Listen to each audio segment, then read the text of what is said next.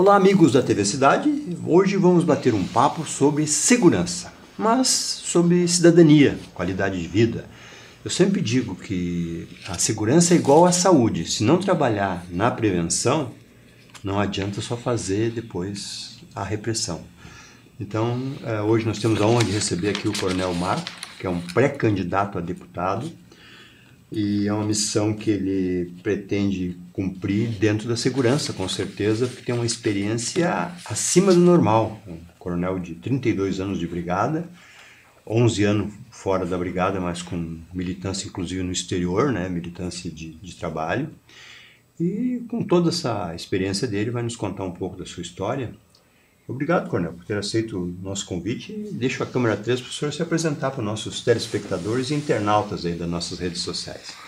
Bom, em primeiro lugar, meus cumprimentos aí à comunidade de Farroupilha e toda a região, e em nome do nosso coordenador de mesa, o senhor Glacir, eu transmito um grande abraço. E há dias atrás nós tínhamos o Dia Nacional da Imigração Italiana, né, dia 20 de maio, então queremos transmitir a essa comunidade próspera e ordeira e compromissada com o desenvolvimento econômico e social do nosso estado e do país, né? Um grande abraço e o nosso agradecimento pela oportunidade do espaço que estamos recebendo nesse momento. Meu nome, como já foi comentado, é Marco Antônio Moura dos Santos.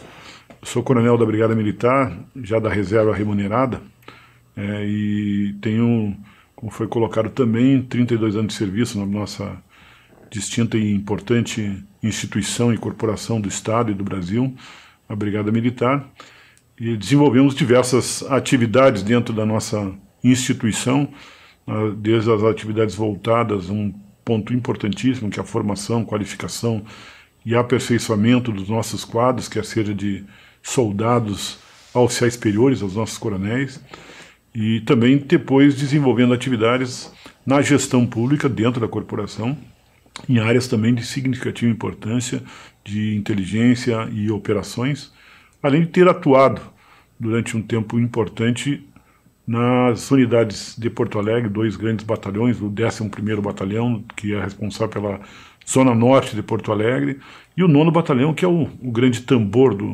e reflexo de todas as atividades da nossa corporação, o Batalhão Voluntários da Pátria, no centro de Porto Alegre. Tive a oportunidade e a satisfação de ser subcomandante do Batalhão de Operações Especiais, antigamente era o nosso primeiro Batalhão de Operações, o Batalhão de Choque, e por fim, atuei durante 4 anos na Secretaria de Segurança Pública do Estado, no governo da gestão da senhora governadora Ieda Crucius, o secretário delegado Malmo e o general Goulart, como diretor-geral de estratégia operacional da Secretaria durante 4 anos. Após isso, já aposentado, como o Gracir comentou, nós atuamos em 2 secretarias, uma Secretaria de Estado, Secretaria de Economia Solidária e Apoio à Pequena e Microempresa, e agora, nos últimos 5 anos, na Direção Geral de Administração e Planejamento da Secretaria Municipal de Segurança de Porto Alegre. Essa é a nossa trajetória de quase 42 anos de serviço público, e agora estamos partindo para uma nova atividade, um novo foco e uma nova caminhada em prol da qualificação, da qualidade da vida da nossa população gaúcha. Coronel, normalmente o militar ele é muito focado na segurança, né? E é raro, né? Agora, recentemente, que a gente vê um número maior de militares indo para a política. Eu acho que isso é benéfico para a sociedade, porque além da experiência que vocês adquirem ao longo da carreira, que é uma carreira sofrida, mas de muitas conquistas, né? Muito conhecimento da realidade, principalmente do Rio Grande do Sul, né? Os bons se afastam, os ruins tomam conta. É isso que levou um coronel Marco a se dedicar a uma política partidária? Bom, em primeiro lugar, nós fazemos política, nós, enquanto cidadãos, deveríamos, se não o fazemos, deveríamos fazer isso com maior constância, Gracília. Eu acho que tu colocaste muito bem, porque a vida, ela impõe que tenhamos uma preocupação com a política, né? Com a política dentro daquele conceito clássico da arte de governar, de fazer gestão, de buscar o bem comum, de buscar as perspectivas de uma melhor qualidade de vida para todos nós. Essa é a política que nós pensamos que deva ser buscada e exercida por todos nós, independente de segmento, independente de formação, independente de quaisquer situações. Esse é o primeiro ponto. A política partidária, ela é um passo além, uma segunda preocupação. Na função pública, os policiais militares, falando especificamente daí no nosso segmento, da nossa instituição, nós exercemos a função independente de governos, independente de partidos, independente de designações que estabeleçam um período cíclico que nós temos no nosso Estado, que é característico, inclusive. Então, nós trabalhamos para todos os governos e vamos estabelecer, dentro dos princípios da legalidade e da administração pública, todos os mistérios que, porventura, foram designados à nossa corporação. E, logicamente, com isso, nós temos a perspectiva, e eu particularmente tenho essa perspectiva, de que o não vínculo partidário dentro da atividade pública, enquanto estava na Brigada Militar, era uma possibilidade de maior independência e neutralidade dentro das minhas atribuições. Não que fosse isso uma imposição legal, até porque não é essa imposição legal dessa forma. Mas, logicamente, a gente terminou o prazo, né, cumprimos as nossas tarefas, como nós tínhamos mais de 32 anos de serviço, voltamos à atividade pública enquanto gestor, daí numa área completamente diferente da nossa segurança pública, que foi a Secretaria de Apoio à Pequena e Microempresa, e eu faço referência a isso porque nós estamos numa região em que o cooperativismo, as micro e pequenas empresas, o desenvolvimento industrial, o desenvolvimento econômico nas mais variadas áreas, ele é muito forte e nós temos um grande número de micro e pequenas empresas de pequeno porte, que fazem com que essa região toda ela seja uma das regiões mais prósperas do Estado. Nós temos, por exemplo, aqui talvez o primeiro e segundo PIB do Estado somados aqui na nossa região. E, por fim, voltei à área da segurança pública, aí na segurança pública municipal, que é um outro olhar, um outro viés, e também numa função técnica, como diretor de administração, de planejamento, orçamento e gestão de fundos, onde nós temos no município de Porto Alegre uma perspectiva de aplicação de políticas públicas que possam estabelecer uma capital dos gaúchos com mais segurança, com melhores condições, para que nós tenhamos boas possibilidades de desenvolvimento também social do nosso município. Mas chega um determinado momento, e o senhor fez uma boa colocação, de toda não vou poder, vamos dizer assim, concordar, porque nós temos muitos bons quadros políticos no nosso estado e no nosso país, né, que nos colocam num caminho adequado, mas nós também temos uma necessidade de estabelecer processos de representação de determinadas vozes que muitas vezes não têm essa representação. Exatamente. E que não conseguem fazer com que as suas demandas cheguem a ter um atendimento por parte dos gestores que efetivamente definem as políticas públicas do nosso país, quer seja no legislativo, quer seja no próprio executivo. E na Brigada Militar hoje nós temos diversos policiais militares, oficiais de praças, em diversos partidos, que estão buscando estabelecerem essa representação, para levarem a voz também da Brigada Militar, mas também a voz da segurança pública, como uma voz importante a ser ouvida na definição dessas políticas globais para o país. E nós não podemos pensar um grande município, um grande estado e um grande país que não tenha uma segurança pública devidamente organizada, devidamente pensada, planejada, e como nós dizíamos antes fora do ar, a médio e longo prazo. Isso. E não sujeita a cada 4 anos estar numa instabilidade de definições, muitas vezes não pensando num futuro para todos nós. Então, por isso, e logicamente reforço, nós temos excelentes quadros de representação do Estado. A bancada gaúcha é uma bancada atuante, que tem diversas conquistas estabelecidas para o nosso Estado e para os nossos municípios, e para a segurança pública, inclusive nesse sentido, e muitas vezes propiciando recursos, propiciando equipamentos, propiciando materiais, propiciando definição de algumas leis importantes, mas nós precisamos, e nós pensamos que precisamos ir um pouco mais forte, com um pouco mais de de organização, com um pouco mais de atenção especificamente à segurança pública de maneira global. Para nós termos uma ideia, nós temos uma Constituição de 88 para cá e que ainda estabelece no seu artigo 144 a necessidade de nós termos um sistema de segurança pública.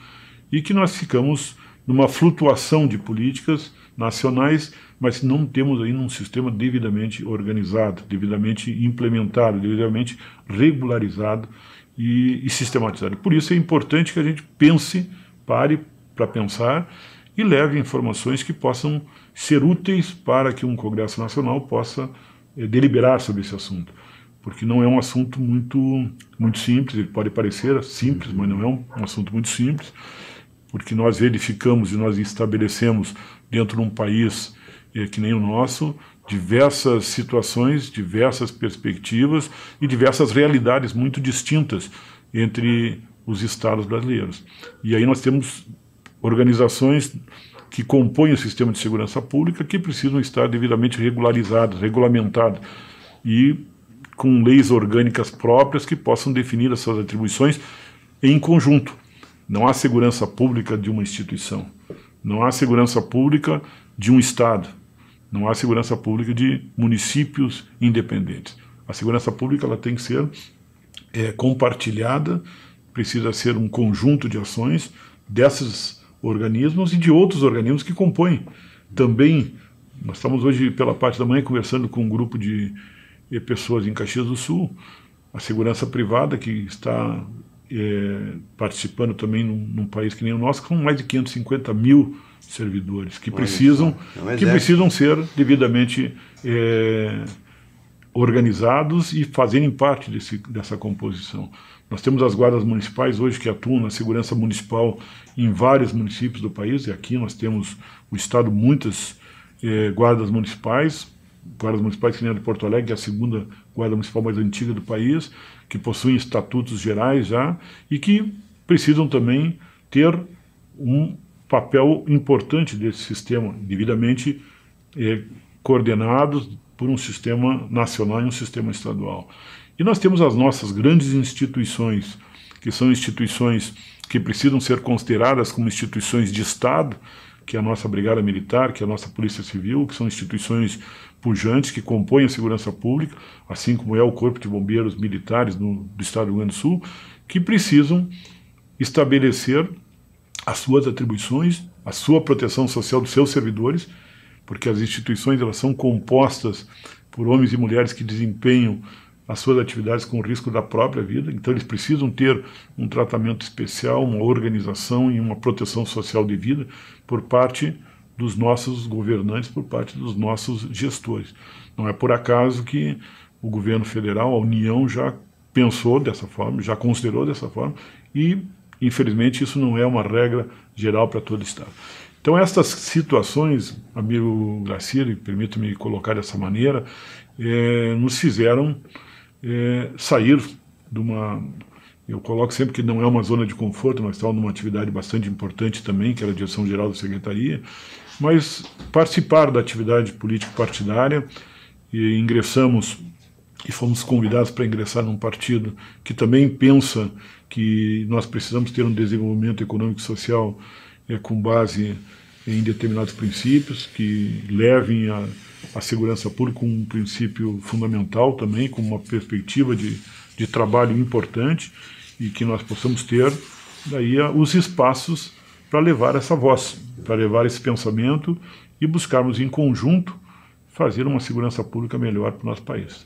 É uma importante experiência e vivência que eu acho que só a Brigada Militar pode proporcionar, que são 24 horas por dia, 365 dias por ano, a Brigada sempre presente. Então vivencia, desde a pequena, média e grande empresa, né, os crimes mais bárbaros ou os mais simples, né?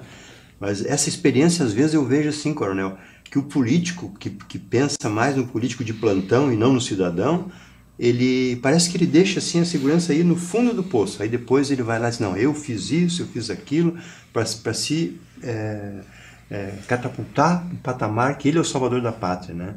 E nós não precisamos de salvador da pátria, né, coronel? Nós precisamos de gente que nem o coronel, pela sua experiência, que faz um planejamento, pensando no pequeno, logo ali e também o mais adiante, né, que é o mais importante, né? O Salvadores da Pátria, eles são importantes quando nós vamos fazer leituras, quando nós vamos estudar, quando nós vamos pensar em algumas perspectivas de sonhos, né? Porque na realidade nós precisamos diuturnamente termos pessoas que façam planejamento e esses planejamentos sejam executados e que a gestão pública seja uma gestão pública eficiente e eficaz em prol do bem comum e da sociedade.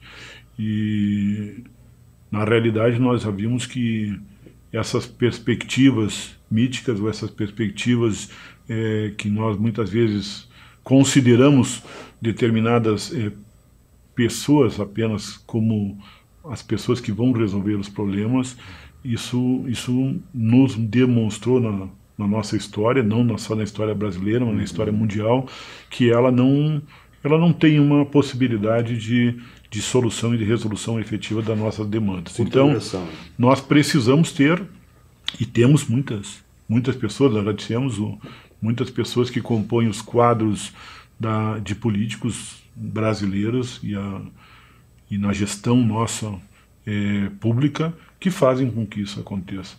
Mas nós precisamos também, e essa nova caminhada tem demonstrado isso, que nós precisamos que essas pessoas elas também tenham uma base bastante sólida. Eles não precisam conhecer tudo, porque ninguém conhece tudo. Certo. Nós estamos aqui como grandes aprendizes para nós podermos fortalecer os nossos espíritos e buscarmos crescer com isso. Difícil chegar a mestre, né? Nós temos uma caminhada, mas a gente precisa, logicamente, diuturnamente fazer o nosso trabalho para isso. Mas o mais importante é que a gente tenha condições, isso a instituição na Brigada Militar ela nos permite também termos essa noção. Nós temos que trabalhar em conjunto. A Hannah Arendt, ela tem na sua obra, ela diz que a vida é plural, ou seja, nós temos uma necessidade de trabalharmos em prol dos outros, mas com os outros, né? E trabalharmos com um suporte de pessoas qualificadas que possam nos preparar informações úteis, que possam nos trazer planos e projetos adequados para a nossa sociedade. Então há uma pluralidade de esforços e pelo bem comum. Eu acho que esse é a grande importância. E toda vez que nós pensamos que uma pessoa vai resolver um problema, apenas essa pessoa, nós vamos verificar que nós não vamos ter êxito na nossa caminhada. E também já nos demonstra, porque se essa pessoa ela é retirada da atividade, se ela é retirada do cenário, se ela é retirada de campo, e nós estamos só dependendo dela, nós vamos ficar sem o nosso principal ponto. Então nós podemos ter um grupo que leve uma mensagem, um grupo que possa debater, que possa pensar, que possa avaliar e que possa ter uma gestão pública adequada. Independente, como eu digo, independente de partido, independente de pessoas, mas que sejam pessoas que estejam buscando o melhor para a sociedade. E a instituição, como o senhor bem colocou, a Brigada Militar, entre outras instituições, como também o caso das instituições que compõem a segurança pública do nosso Estado, e prova é que nós temos os indicadores de criminalidade demonstrando isso nos últimos anos, são instituições que atuam permanentemente com esse objetivo. E têm buscado também, a partir das suas atividades operacionais, enfrentar em determinados cenários que precisam de uma atuação que muitas vezes não é só responsabilidade dos organismos de segurança pública.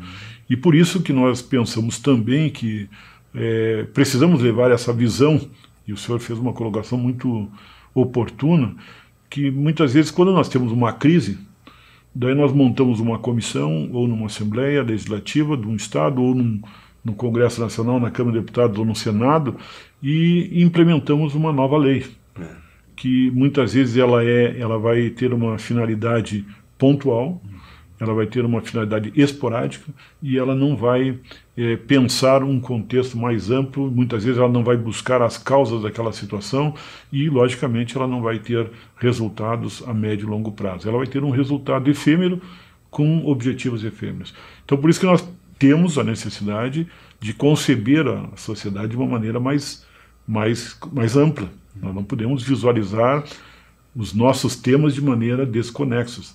Nós não podemos pensar uma sociedade desenvolvida economicamente se nós não pensarmos num sistema educacional valorizado, com servidores e profissionais na educação, que nós temos dos mais qualificados no Estado e no país, que muitas vezes não tem esse reconhecimento por parte da sociedade.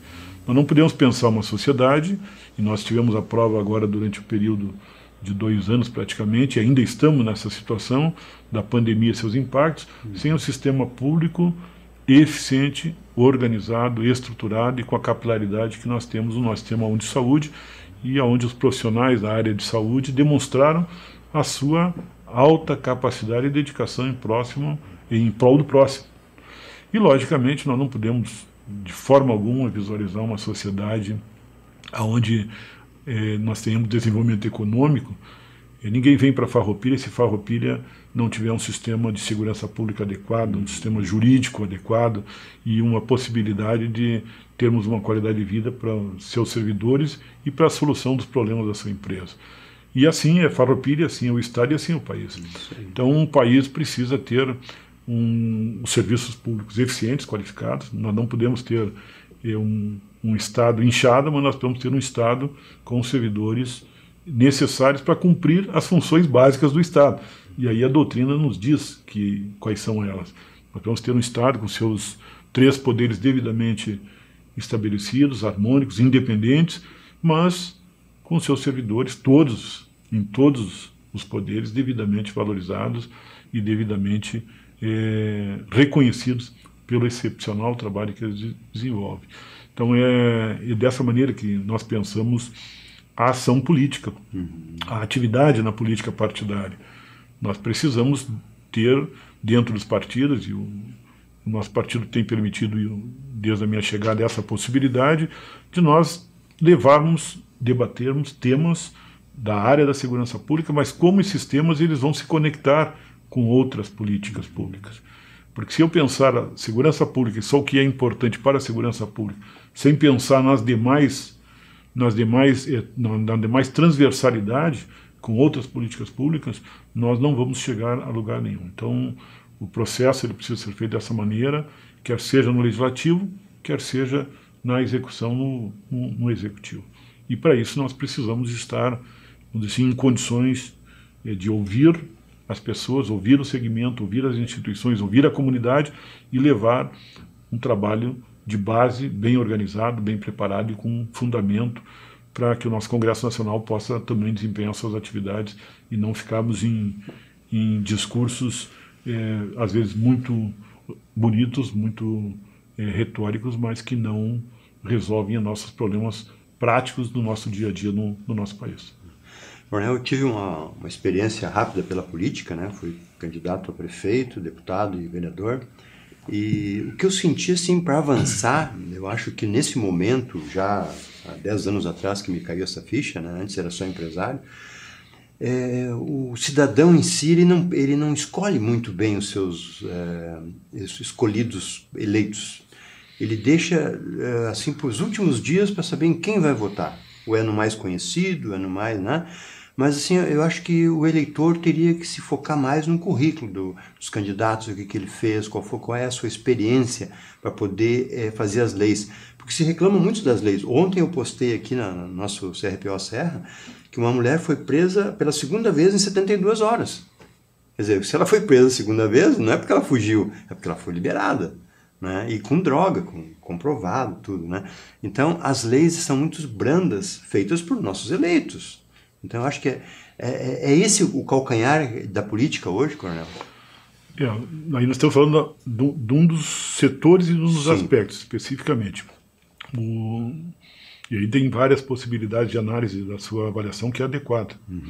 Na realidade, todos nós, em cada 2 anos, nós vamos votar. Ou nós votamos em nível municipal, ou nós vamos votar no nível estadual e da União. E, logicamente, a nossa cultura, e quando eu digo a nossa, eu me incluo dentro desse processo. Nós não paramos para pensar, muitas vezes, em quem e por que nós vamos votar em determinadas pessoas. Muitas vezes o senhor bem colocou, nós votamos no nosso amigo, nós votamos na pessoa que compõe o nosso partido, nós pensamos na pessoa que compõe as nossas relações nas mais diversas ordens que nós participamos e sistemas de relações que nós temos, e nós não pensamos em como essa pessoa ela vai estar representando e buscando soluções para as nossas demandas e nossos anseios. Independente dessas pessoas não serem as pessoas que tenham uma formação específica de uma determinada área. Que elas sejam juristas, que elas sejam policiais, que elas sejam médicos, que elas sejam educadores. Ou que elas sejam como alguns, entre eles o próprio presidente e ex-presidente Fernando Henrique, falava dos políticos profissionais. Nós temos que ter pessoas que nos representem de maneira adequada, que tenham, como eu disse, uma organização e uma base que possam levar para eles análise e estudos de situações pontuais sobre algum assunto. E aí entramos na segunda fase da sua argumentação, que é a da legislação penal, né, da possibilidade do processo penal, do devido processo legal, e como isso se implementa de maneira efetiva no nosso dia a dia. Nós vemos aí, tem muitos estudos que dizem que determinada forma de nós coibirmos determinadas atitudes antissociais, que possam ser violência ou criminalidade, definidas, vamos dizer assim, entre elas no nosso Código Penal, é a possibilidade de nós termos uma definição de punibilidade. A pessoa tem que saber da certeza de ser punida, e ela vai ter que cumprir uma determinada punição pelo ato antissocial, criminoso ou violento que ela venha a cometer. Do momento que ela não tem essa possibilidade ou não tem essa perspectiva, dentro de um processo de economia do crime, ela bota na balança: eu posso cometer esse crime, eu não vou ser punido, eu vou cometer esse crime. Nem todas as pessoas têm freios inibidores, freios sociais, freios de controle social, que devem ser exercidos, não apenas pela lei, mas desde a formação, desde a família, desde dos grupos primários de controle social, para nós chegarmos a uma melhor, uma sociedade melhor, uma sociedade mais humana, mais igualitária. Mas quando nós passamos por todos esses controles e não temos essa ação, muitas vezes nós vamos ter necessidade do Estado atuar. E daí o Estado pode atuar de maneira, e anteriormente também, antes do nosso início do programa, o senhor comentava a situação da repressão, e é importante que a gente coloque. Então, a ação da polícia, ela parte, num primeiro momento, a ação de segurança pública, na ação preventiva, na busca da inibição do ato criminoso e delituoso pela ação da presença, da ostensividade, da participação junto com a comunidade. Farroupilha é um dos grandes exemplos que nós temos, e entre tantas outras projetos e propostas que foram desenvolvidas aqui de ação de polícia comunitária da Brigada Militar junto com a comunidade, com projetos dos mais variados níveis que foram desenvolvidos aqui na Serra. O PROERD, por exemplo, Coronel, nós temos quase 30 mil crianças formadas na cidade, que a região ninguém tem isso, nem Caxias, nem Bento. E os alunos que participam num programa com o PROERD, a relação deles com a Brigada Militar, com o companheiro, com o amigo, é muito diferenciada, é uma outra postura.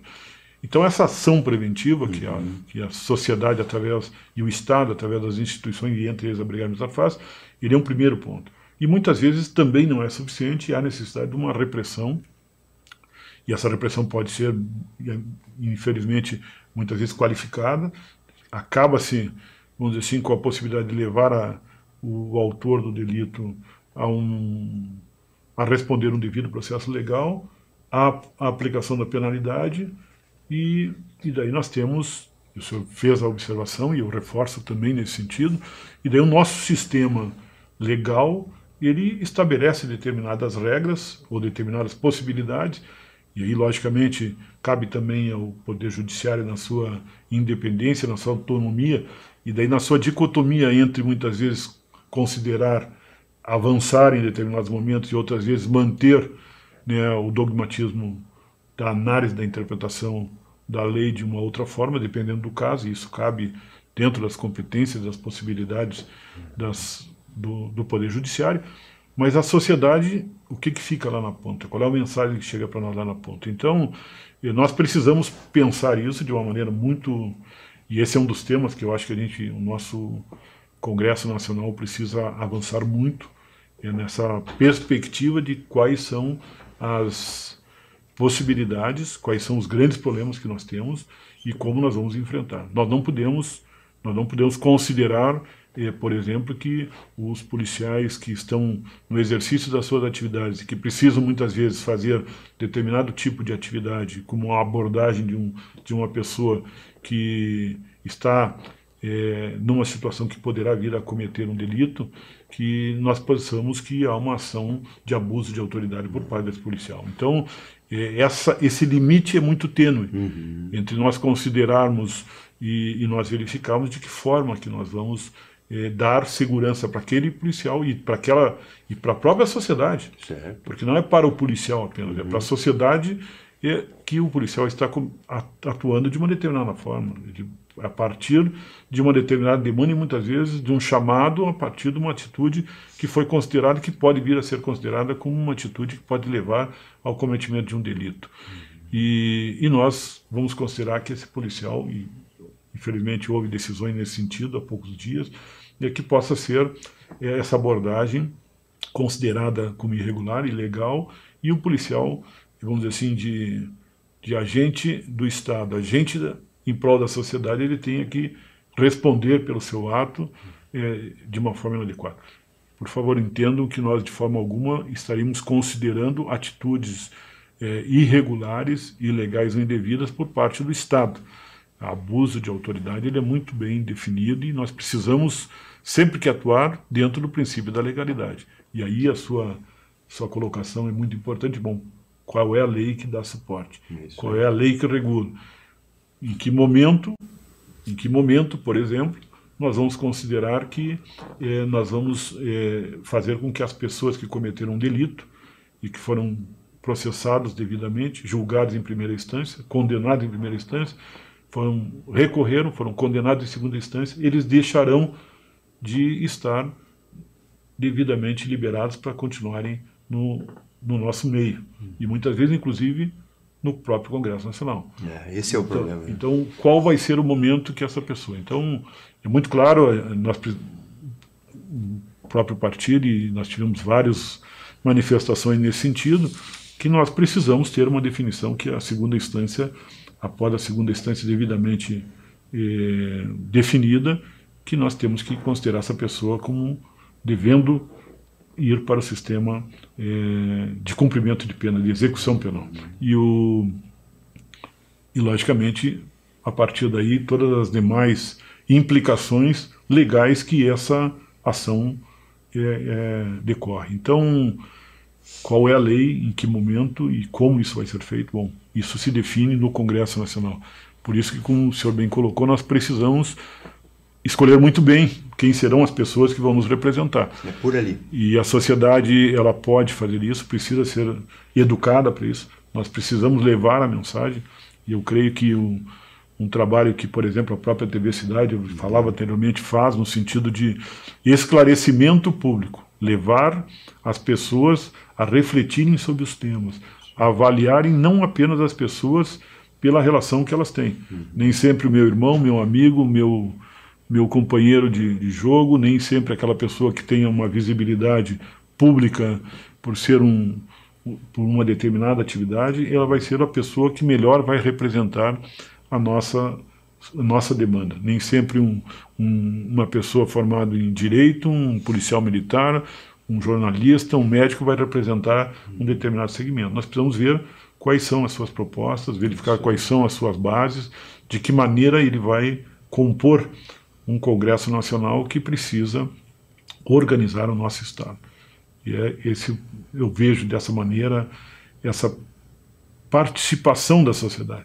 A sociedade precisa participar ativamente nesse processo. E não ao contrário. E não simplesmente dizer assim, não, eu não tenho nada a ver com isso, política... Eu odeio política. Não pode ser assim. Fatal. Eu tenho alunos aí, como ele falava, né?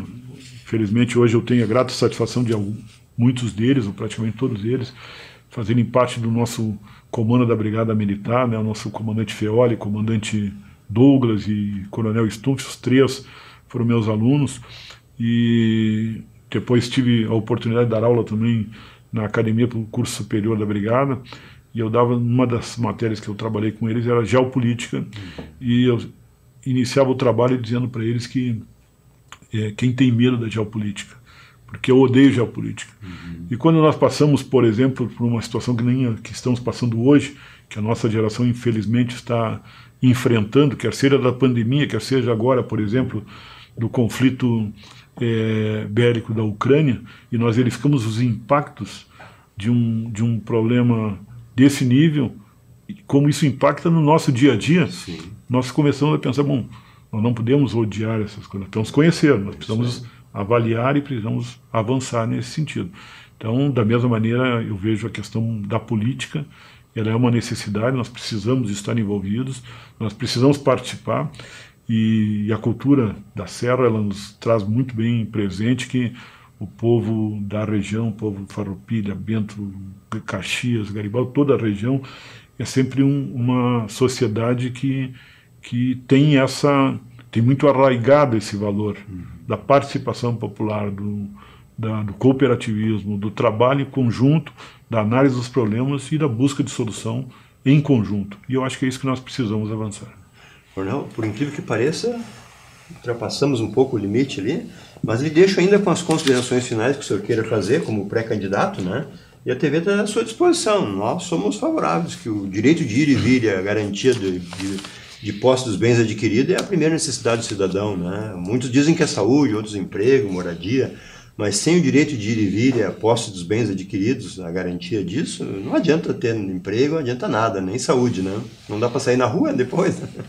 Então, eu deixo com as considerações finais e agradecendo mais uma vez pela sua presença. Bom, em primeiro lugar, agradeço a oportunidade, e passamos o tempo, quer dizer que avançamos dentro de um bate-papo, como o senhor bem colocou, de maneira muito cordial, muito amiga, e agradeço pela oportunidade, cumprimento novamente a comunidade Farroupilha, e eu acho que além desse direito fundamental, eu acho que o direito fundamental à vida, à integridade da sua vida, e todos os demais direitos e garantias fundamentais previstos na nossa Constituição devem ser devidamente preservados, e aí nós podemos encontrar as mais diversas teorias que falam desde a ponderação de princípios e regras, mas principalmente que esses direitos eles sejam em toda a sua amplitude devidamente considerados.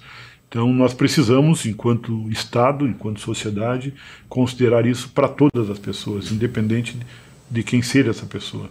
E por isso da importância da independência e autonomia dos poderes. Por isso a divisão dos poderes é muito importante. Todos os poderes precisam ter os seus controles, devidos controles. Não há poder que não possa ser controlado.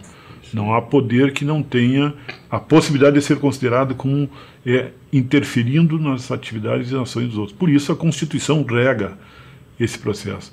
E por isso que nós precisamos ter um Congresso Nacional, uma Câmara de Deputados, um Senado Federal devidamente preparado, qualificado para exercer o seu papel, porque muitos daqueles que são os nossos candidatos eleitos serão aqueles que também vão desempenhar suas funções no Executivo, né? Porque nós votamos para o Legislativo e para o Executivo. E nós temos um Poder Judiciário que precisa estabelecer as suas competências e atribuições dentro do marco legal, com a consideração da ponderação dos princípios para todos os casos e devidamente analisados, né, e não pontualmente analisados. Então, eu agradeço a oportunidade, nós nos colocamos, como nós falamos, a uma nova jornada, um novo foco, como pré-candidato a deputado federal pelo Podemos, um partido que tem nos permitido essa perspectiva de trabalho, e estaremos também à disposição da comunidade, estaremos à disposição aqui da TV Cidade para tratarmos de temas mais próprios da segurança pública, mas eu volto a dizer, a segurança pública ela é transversal na horizontalidade e também na verticalidade, com outras políticas públicas em nível municipal, nível estadual e nível federal. Muito obrigado, agradeço a gentileza e estamos todos, porque eu creio que juntos nós podemos muito mais. Obrigado pela sua presença. Muito obrigado.